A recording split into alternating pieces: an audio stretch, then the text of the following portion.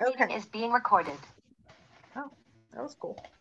All right. So as always, I don't know if Bridget's been on call before. I'm not sure who has been on and who hasn't been on.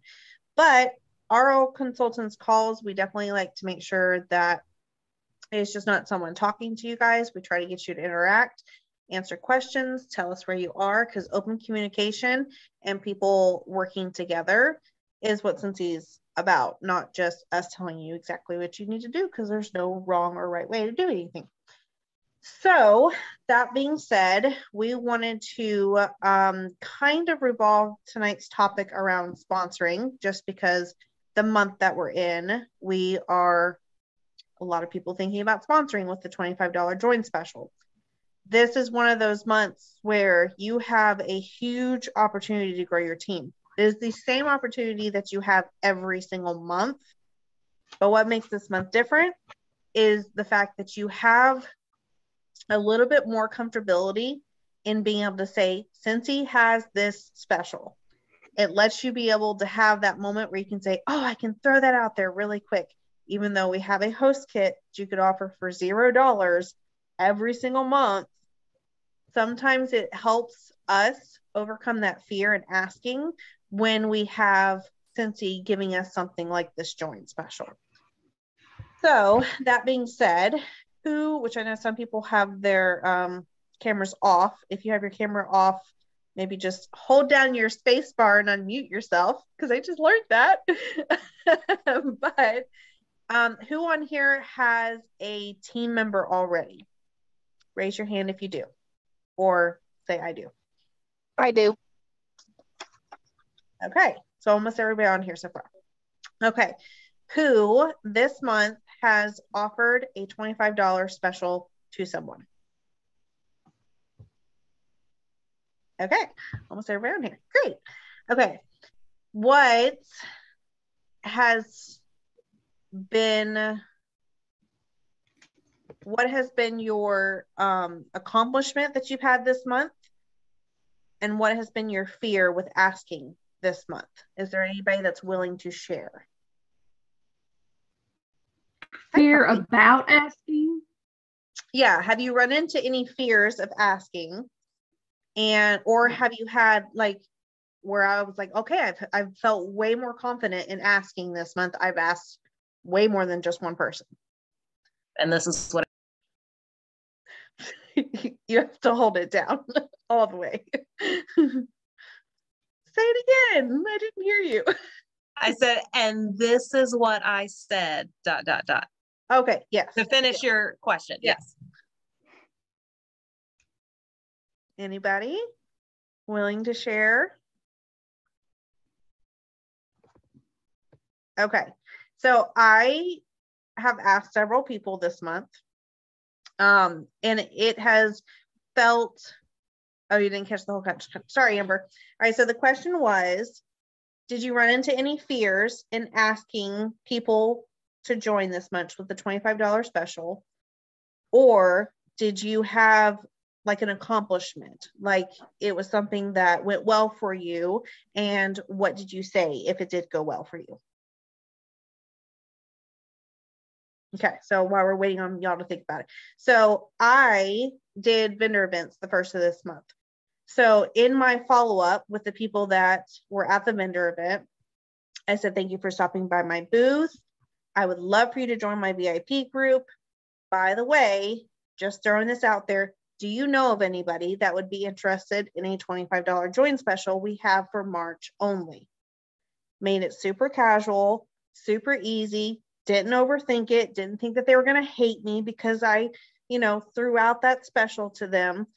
And I've got some responses back. I've had 3 people join so far this month. How many people did I message? A lot more than 3 people. So percentages is really small, but I tried to not overthink the question that I had to ask them. I threw it out there in a way that was very much like, would you like a slice of gum? It was very much, I didn't overthink it. I didn't make it hard. I tried to make it as easy as possible. Now, where I run into fear is my customers that I've had for a very long time that I've kind of already asked in the past, that is where I get intimidated on asking again. So that is something that I've tried to overcome this month. So, has anybody had time to think on something that they would like to share? Y'all are killing me here. Okay. So, who has a goal of wanting to grow their team this month? Anybody? Oh, yay. Good job, Brandy. Okay. Have you sat down and looked at your customer list and wrote down people that you think would either be good at this or someone that you would like to ask? Or are you just kind of winging it and seeing if the conversation naturally can come up? I feel like I need I'll be honest, I'm winging it. Okay. There's no wrong answer. Just as it comes up, as it happens. Okay. No wrong answer. Tamara? Since I'm just getting back into the game, I'm winging it. Okay. All right. There's no wrong answer. That's okay. All right. Now I did message those that had shown interest in the past. Okay. And one of them did join. Okay. So then let me throw this question out to you. How comfortable would you be if someone called you up tomorrow and says, hey, I'm out of wax and I need to restock? Would your response be, sure, what do you need? Let me place it on my next order. Or would your response be more of a, I can definitely put that on your next order. Or if you didn't know, we do have this special. And if you place it under yourself, you'll get this much back on your purchase. Okay, so what I'm trying to do is get you guys to see that every time that you have a conversation with someone, you don't have to be join my team, join my team, join my team, but you can present it to them in a way that the same services that you're offering to them, they can do for themselves and at least get money back on their purchases. Now, if they decide that they want more out of it after that, or in y'all's conversation about joining, if they're like, oh, I could maybe do something a little bit more with this than I thought I could, then that's a conversation that you can have past that. But it's just getting to the point to where you're more comfortable asking those questions and it not being something that is overwhelming to you or that you're trying to make this big thing in your mind. Go ahead, Sam. Can I add to that? So my tip, especially starting out sponsoring, because that example that Rachel gave of like, oh yeah, I can take your order, or we've got this join special, blah, blah, blah. That takes a lot of functionality. Like that takes some brain power to get out of the, oh my gosh, somebody wants to place an order. Yes. What sense do you want? I'm all about it, right? Like it takes brain power to move past that to see the opportunity of offering the joint special. So my tip would be, if you like that approach and you want to try it out, you know, have a sticky note on your computer or something like that with some tally marks and say like, I want to approach 5 people this month that way.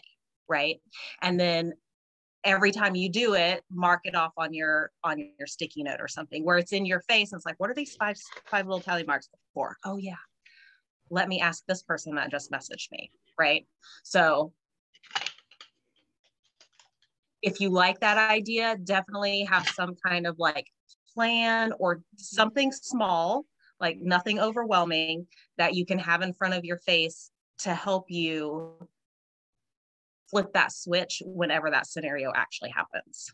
Yeah, I love it. And I think that one reason why I was asking if you've made a list of people that you would like to ask is because it's really easy for us to take a month like this where we have a join special and kind of be like, well, whoever I kind of feel like I'm going to talk to. You want it to be a natural conversation. You don't want to just go inbox everybody that you know and say, join my team, join my team. We don't ever want you to do that. But at the same time, if you are wanting to grow your team, because I mean, guys, we can work hard and we can have amazing PRV every single month, but growing your team means that you're changing not only your paycheck, but you're changing someone else at the same time. So you're helping someone else start this opportunity. So growing a team doesn't have to be your ultimate goal, but I really encourage you guys to, because it has such a benefit for you and yourself and the person that's joining, which we kind of talked about last time. But when I say make a list, if you want to grow this month, you do need to be a little bit more intentional of setting those goals. Like Sam said, like putting a sticky note and saying, at least 5 people that wants to order next, I'm going to at least, present them with this. And even if it's just that small goal, you at least set yourself up for remembering to ask. I feel more comfortable with people that I don't know asking, because if they say no, I'm not going to get my feelings hurt and they're not going to get their feelings hurt, which they're not really anyways. But in my head, I feel more comfortable asking people I don't know. But the people I do know closely, I feel more comfortable actually approaching it as, do you know a friend that would maybe want to join Cincy or would need the extra income? And when I say that, I actually had one girl say, oh, I see what you did right there. And I'm like, no, I truly am asking, do you know someone? But it's also putting it in their brain of, oh, well, what if I am that someone? And it was a non-direct way of me coming out and saying, like, you probably should consider doing this. So I challenge you guys to either make a list of people you think would be good at it that you'd like to talk to this month. Set yourself a goal to, sorry guys, this sweet tea's got me getting the hiccups and stuff. Set yourself a goal of when someone wants to restock with you this month, presenting to them what they could. Set a goal for some of your VIPs that have ordered from you a lot in the past. And you don't have to do all these. Pick which one that you want to focus in on. But if you have VIPs that purchase a lot from you, then they need to be having their own Cincy account and getting money back on their purchases. So maybe you sit down and you pull a report. It's the sales report, right, Misty, Sam?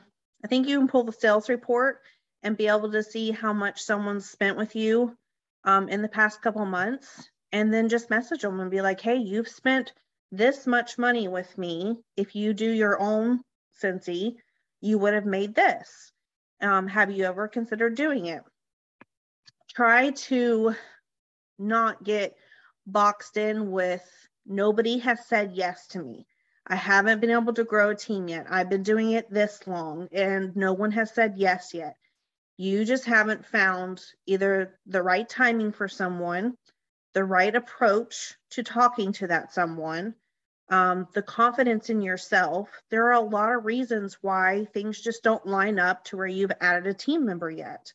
And this can be your month. This can be your month where you make that goal and you put it out there. It's, how many times do we have to say something to someone before it kind of sets in with them? 9? 7 to 10.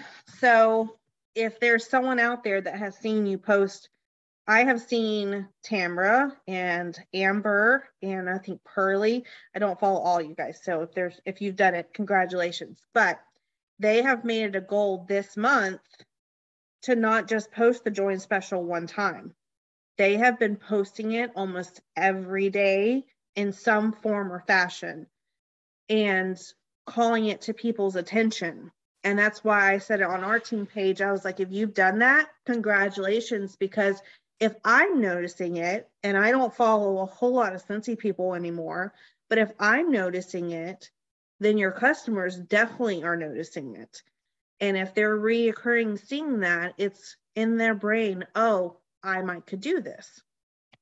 So, has anybody on here had a team member actually join this month? No? Amy? Okay. All right. Is asking people to join and getting them, oh, she went with a $99 kit. Congrats, Amber. That's a good one. Is asking someone to join and what you are supposed to do after the more intimidating part, or is the asking the intimidating part?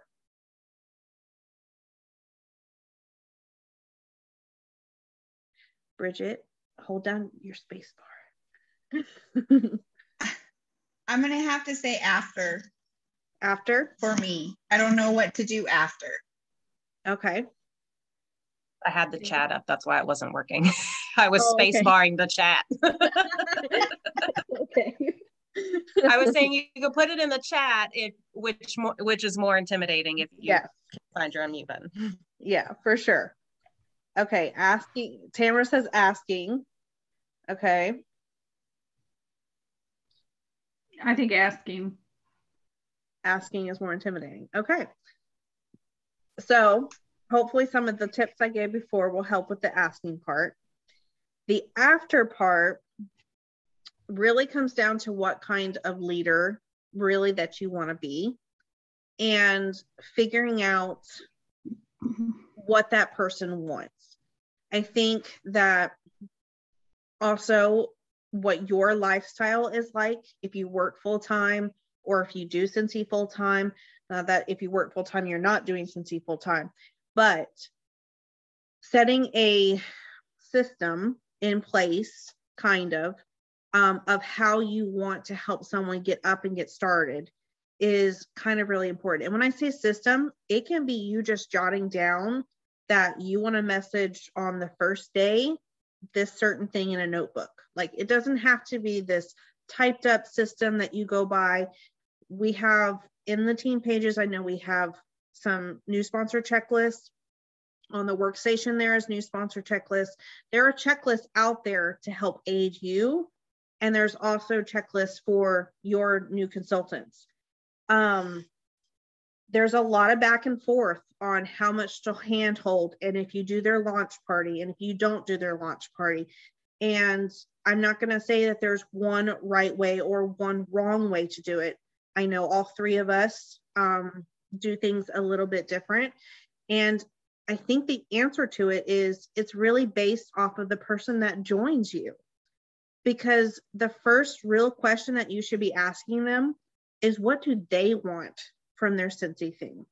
Because as much as we want them to be a rock star in that 1%, if that's not their goal, they're going to either work really hard and get burnt out really fast just to please the goal that you're setting for them. They're not going to pick it up at all because they're going to be completely overwhelmed. Or you may have that rare person that's like, oh, I didn't realize that this is what I needed, and they're going to do the work and make this something out of their business. But if you go into it asking them the question of, what do you want out of this, and you support them in that, you're going to probably see more success from that person than if you were to set your own set of goals on them. The thing with when someone joins your team is to make sure that they have the information, though. You want to make sure as a leader that they at least can be pointed in a direction of where to find information. It's not up to you to answer all their questions. It's not up to you to have all the questions or all the answers. It's not up to you to make sure that their business is a success. And that is a really hard thing as a leader, because even I, to this day, we talked about it this morning, feel a big responsibility when my new people don't have a killer launch party right off the bat. Because I've been doing this for 3.5 years, I should be able to have killer launch parties for my new people. But that success is not up to me. It is up to that person that joined the team. And that is the hardest thing, is to not feel like, oh, I finally had someone join. Oh, they've done nothing with their business. You need to support them with where they're at. And if it means a slow start and they eventually work themselves up to it, then they'll get there eventually. It's like teaching your kid to read. Yeah, it's amazing if your kid can read at 2 years old, but your kid's probably going to read at 6 years old too. So you need to be proud, just as proud of that 6-year-old as you were of the 2-year-old. Sam said something this morning about her journey on it taking time, and I thought I would let her share that. Do you remember? My SFR story? Yeah. Yeah. So this in regards to recruiting in general. So when I first started, number one, I was in for 2.5 years just as a kidnapper. I only bought for myself, my mom, and like 3 friends at work, and that was it for 2.5 years. And then I decided to work after that. So I decided to see what I could do with it, and it took off from there. But I remember going to my first SFR, Cincy Family Reunion, which was in Austin in 2019. And I started working at the end of 2018.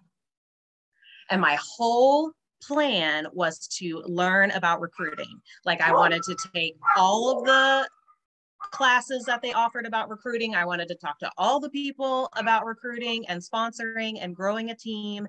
And like, I was just ready to do all the things, right? I went to SFR with my notebook. I did all the classes. I talked to all the people. I learned nothing because I already knew all of this stuff. I just wasn't doing anything. I thought I didn't know what to do, when really I was like, oh, I actually already know this stuff. I just need to kind of take action. And I did, and everything exploded from there. So as far as recruiting and asking people, I'm a huge YouTube lover. Everything I know about Cincy, I learned off of YouTube. I didn't have a sponsor or a team page or anything to help me. I just had the drive to be successful and YouTube. So everything that I learned at SFR, I learned off of YouTube. And I just realized I needed to actually take action steps. So as far as recruiting goes, all of you probably know exactly what to do, and you know what to say, and you're going to tweak the things that you say every time you do it. And that's just, I mean, that's natural. I still tweak everything, and I'll be in 6 years next month, 6 years. I still tweak everything that I do on like a monthly basis, probably. And then as far as like what to do when we actually get a new teammate, I think our role is very important, but I feel like we overthink it and put a lot of pressure on ourselves to be like, oh my gosh, I have no idea what to do. You're a Cincy consultant. Like, you do know what to do. You just think that you don't, like, you tell them to log into the workstation. Tell them to look at the guides on the team page. Like, what did your sponsor do with you if you had one, hopefully, right? Did they introduce you on the team page? Did they, show you how to set up your launch party, right? Like, don't overthink it. You already know what to do because you're doing the job now. You know how to reach out and get orders, right? You know how to do parties. You know how to follow up with customers. You just got to tell what you know to your new teamie, because you already know a hell of a lot more than they do, right? So just share what you know. I will say that I try to make it really simple. When I have people join, I find out if they just want to join for themselves and they just want to buy from themselves and like a couple of friends, if they want to start working towards their first paycheck, right? And then I take it from there. If they just want to join for themselves, I still try to do a party for them. Because I'm like, okay, cool. You're in it for the discount. I'm about it. Let's work on getting you your first batch of free stuff. Right. And sometimes when they do that first launch party and it is successful, even though it's not all the time, and that's okay, but sometimes they catch the fire and then they join for the discount and they're like, whoa, this was totally fun. Let's do more things. Right. And then, of course, if they want to do the things, then we're going to do the things. Right. So that's it. Simple. You already know what to do. You just have to do it. Yeah. Sometimes we just get too much in our own minds about it, and you just have to take one little small step and see where that leads. And I know that having conversations with people, instead of, we say have a system when someone joins, just so that you have an idea of, okay, I haven't left this out. But really, if you just have those genuine conversations with people and ask them, what do they want? And answer the questions as if, okay, this is what I did when I started. Do you want to do a launch party? You know, because I had a launch party and this is what happened. Do you want to do one for yourself? And then just hold their hand as they go along, because everybody joins for different reasons. That person may be joining for personal connections or friendships. And so you putting goals on them for, you know, a paycheck is not going to motivate them as much as you having personal conversations with them and showing them the connections. So I want to read this to you guys because I've been saving it in my phone. I was actually going to send it to my leaders and I love it. It says, shift your focus from trying to find a unicorn to trying to build a field of happy horses. How do I find the one who won it like I do? If I had a dime for every time I've been asked this question, I'd be filthy rich. Let's be honest. A unicorn or a rock star is a title we throw around in this industry. A unicorn is someone who gets it from the get-go. They recruit with ease, they hit the top of leaderboards, they earn incentives, they run right alongside you, and you build together. And it's great, until, of course, the unicorn decides it wants to stop running with you. How many of y'all have had that happen? I've had it happen a lot. Unicorns exist, but they are super uncommon. So here's my tip. Rather than trying to find someone who wants it as badly as you do, shift your focus on finding the people who are eager to work for what they want. And maybe that's just selling a product or two every month. You'll have a more sustainable, realistic business if instead of finding the one rock star, you build a force of happy people who are getting exactly what they want out of the opportunity. That meant a ton to me because it is very easy in this business to want to run along with all the unicorns, but people's goals change, their lives change, and it will set yourself up for failure if you're just wanting that one unicorn. And if you shift your focus to, let me just gather all the happy horses and let's make them all happy and figure out what their goals are and support them in their goals and serve them in their goals, then it's like we've talked about on past calls. Your team may not have $2,000 PRV months, but those $20, $30, $80 PRV people all add up to $1,800, $3,600. You know, they all add up to something to make an impact on your business. And if their goal in this is just to have that personal connection, they don't care that their PRV was just $30. They care about that personal connection. So I said all that basically to say, don't get intimidated by the process after someone joins. Just hold their hand and support them and guide them along, and don't leave them high and dry. You know, we don't want to do that. We don't want someone to join and they were like, oh, I had no idea what to do and no one told me about any of this, you know. So don't leave them high and dry, but don't feel like it's all your complete responsibility about their success. So that's kind of all I had for you guys tonight.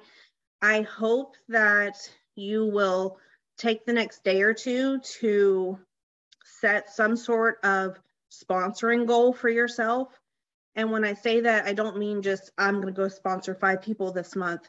Set a realistic goal of what we talked about tonight, like do the post-it note of the next 5, you know, restocking, or, you know, a couple of the other tips that we gave as far as, you know, just to kind of focus in on who you want to talk to next.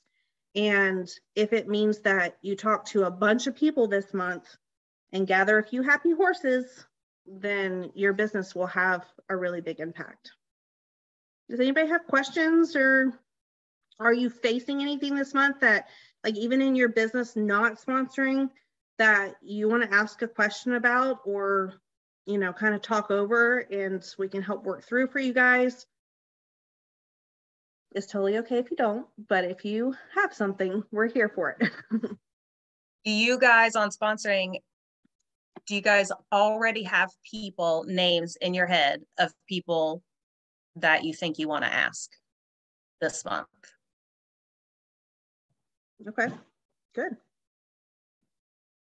Does anybody need tips on how to find people to ask? No, okay. All right, guys. Well, thank you guys for tuning in. I wanted to try to keep it under 30 minutes. So hopefully something we said tonight will kind of spark a note for you at some point. And we're here if you guys have any questions along the way. Y'all have a great night. Bye, guys.